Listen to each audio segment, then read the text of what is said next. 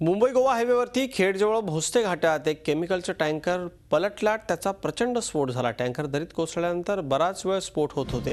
आता आगीवर नियंत्रण मिळवण्यात यश आलं असलं तरी अद्याप टँकरमधून गॅसची गळती सुरूच आहे। त्यामुळे प्रसंगी आसपासच्या परिसरातल्या लोकांचं तात्पुरतं स्थलांतर करावं लागू शकतं अशी माहिती सूत्रांनी दिली आहे। या स्फोटाची तीव्रता इतकी भयानक होती की 10 किलोमीटरच्या परिसरात स्फोटाचे आवाज ऐकायला येत होते। घटनास्थळावर संपूर्ण जाळलेल्या अवस्थेतला एक मृतदेह सापडलाय। खेड, चिपळूण आणि लोटे एमआयडीसीतून अग्निशमन दलाच्या गाड्या आणि पाण्याचे टँकर तातडीने घटनास्थळी रवाना करण्यात आले। दरम्यान रात्री टँकरचा स्फोट झाल्यानंतर हायवेची वाहतूक काही काळ बंद करण्यात आली होती। कोकण रेल्वेची वाहतूक गेल्या आठवड्यापासून विस्कळीत असताना गणपतीला कोकणात निघालेल्या चाकरमान्यांना रस्त्याचाच एक आधार होता। मात्र या टँकर अपघातामुळे कोकणवासियांची एका अर्थी कोंडीत झाली होती। आता वाहतूक पूर्ववत झाली आहे, दिलासा मिळालाय। दुसरीकडे गणेशोत्सव काळात 16 टनांपेक्षा जास्त वजनाच्या वाहनांना हायवेवर बंदी असताना हा केमिकल टँकर आलाच कसा असा सवाल संतप्त स्थानिकांनी उपस्थित केला। प्रणव पोळेकर आमचे प्रतिनिधी आपल्यावर आहेत। प्रणव, खरं तर फार मोठी दुर्घटना असं म्हणता येईल, पण वेळ रात्रीची होती त्यामुळे सुदैव असं म्हणायला लागेल आपल्याला। आता वाहतूक सुरळीत आहे का? नक्कीच आता वाहतूक सुरळीत झाली, मात्र रात्री 12:30 वाजची घटना आहे।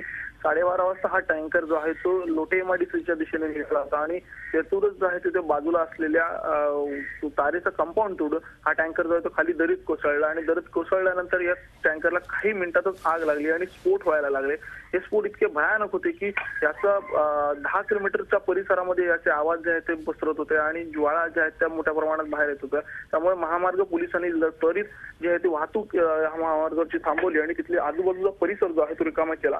अग्निशमन दलाच्या गाड्यांनी 3 गाड्या ज्या आहेत त्या घटनास्थळी दाखल झाल्या। चिपळूण, लोटे आणि खेड अग्निशमन दल जे आहे ते दाखल झालं आणि आगीवर या अग्निशमन दलाने नियंत्रण मिळवलं आणि सुदैवाने मोठी घटना जी आहे ती टळली। आता यातला गॅस लीक जो होतोय तो बंद करण्यात आलाय, मात्र याच्यामध्ये एकाचा जो आहे तो चालकाचा जो आहे तो मृत्यू झालेला आहे। अजित, प्रणव, आसपास जेव्हा ही दुर्घटना घडली तेव्हा स्थानिकांचं काही नुकसान झालंय का? कुणी जखमी झाल्याची बातमी आपल्यापर्यंत येते का?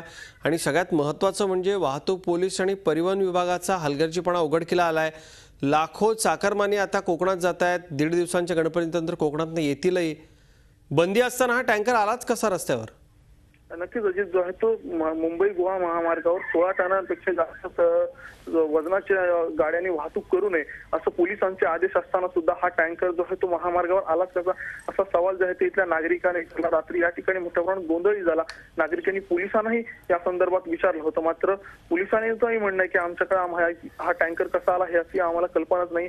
मात्र सवाल हाच उपस्थित होतो की एवढ्या मोठ्या प्रमाणात पोलीस बंदोबस्त असताना सुद्धा हा टँकर रात्रीच्या वेळी या ठिकाणी आलाच कसा असा सवाल ज्यावेळी उपस्थित होतो। त्यामुळे पोलिसांच्या कुठेतरी कार्यक्षमतेवर प्रश्नचिन्ह उभं राहत आहे। अजित, धन्यवाद या सगळ्या सविस्तर माहितीसाठी। फार मोठी दुर्घटना, मात्र सुदैव यात इतरांना काही त्रास झाला नाही। मात्र जो ड्रायव्हर आहे त्या ड्रायव्हरचा मृत्यू झाल्याचा संशय आहे, कारण जळलेल्या अवस्थेतला एक मृतदेह मिळाला आहे। त्याची ओळख मात्र अजून पटलेली नाही। झी 24 तास रहा एक पाऊल पुढे।